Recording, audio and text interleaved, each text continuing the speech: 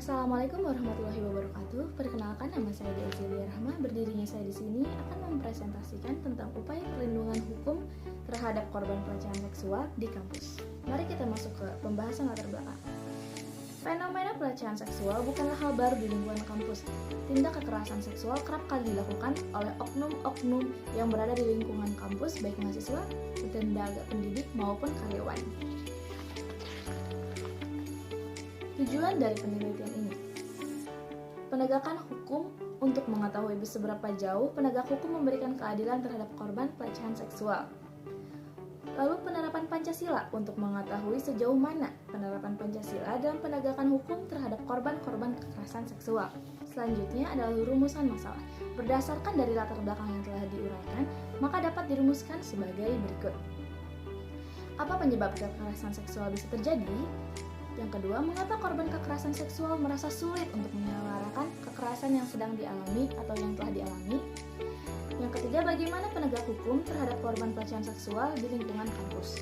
Manfaat dari penelitian bagi universitas, mencegah dan memberi jalan keluar bagi tindak kekerasan seksual di kampus, dan lalu bagi mahasiswa sebagai sarana edukasi, sarana apresiasi terhadap yang ada di lingkungan kampus. Lalu kita akan masuk ke dalam pembahasan. Tinjauan pustaka nomor 1. Perlindungan hukum. Perlindungan hukum adalah upaya pemenuhan hak dan pemberian bantuan untuk memberikan rasa aman kepada saksi atau korban. Dan yang kedua adalah korban. Korban merupakan orang atau individu yang dirugikan secara fisik maupun mental atas kejahatan atau tindak oleh pelaku. Dan nomor 3, pelecehan seksual. Pelecehan seksual atau penyimpangan seksual adalah segala bentuk penyimpangan seksual baik arah minat maupun orientasi seksual. Lalu kita masuk ke dalam pembahasan. Penyebab kekerasan seksual. Penyebab kekerasan seksual salah satunya adalah budaya victim blaming atau suatu tindakan di masyarakat yang cenderung menyalahkan korban kekerasan seksual ketika melapor penyebab tingkat kekerasan seksual semakin meningkat. Faktor internal. Pihak kampus cenderung menutupi agar reputasi kampus tetap terjaga, dan faktor eksternal, adanya ketimpangan relasi kuasa antara dosen-dosen atau staf, budaya patriarki.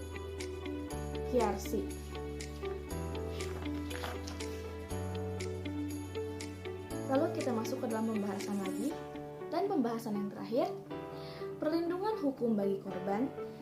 Terdapat bentuk-bentuk jaminan perlindungan bagi korban berupa pemenuhan hak-hak, hak atas penanganan, hak atas perlindungan, dan hak atas pemulihan. Hak tersebut menjadi kewajiban bagi negara dan wajib dilaksanakan sesuai dengan kebutuhan dan kondisi dari korban.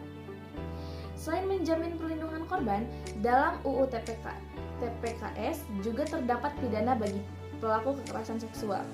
Undang-Undang TPKS menerapkan sistem pidana pokok dan tambahan. Hal ini diatur dalam pasal 87 Undang-Undang TPKS, di mana pidana pokok dapat berupa pidana penjara dan rehabilitasi khusus, serta pidana tambahan dapat berupa ganti kerugian, perampasan keuntungan yang diperoleh dari tindak pidana, kerja sosial, pembinaan khusus, pencabutan hak asuh, pencabutan hak politik, dan pencabutan profesi.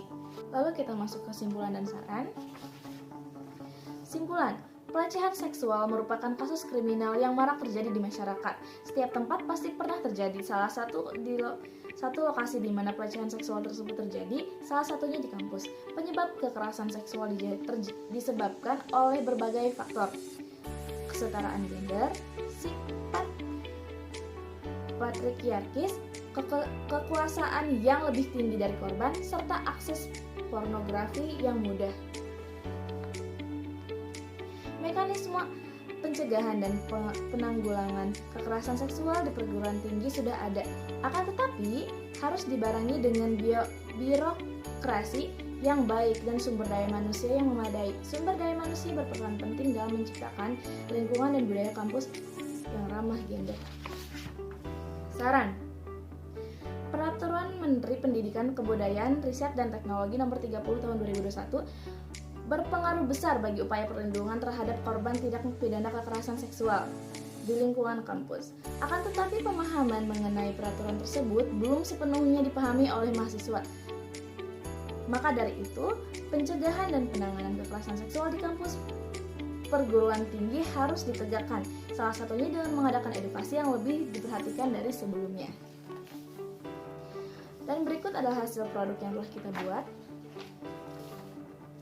Sekian dari presentasi yang saya sampaikan hari ini. Mohon maaf jika ada salah-salah dan mohon maaf jika ada kata-kata yang kurang berkenan hati. Terima kasih. Wassalamualaikum warahmatullahi wabarakatuh.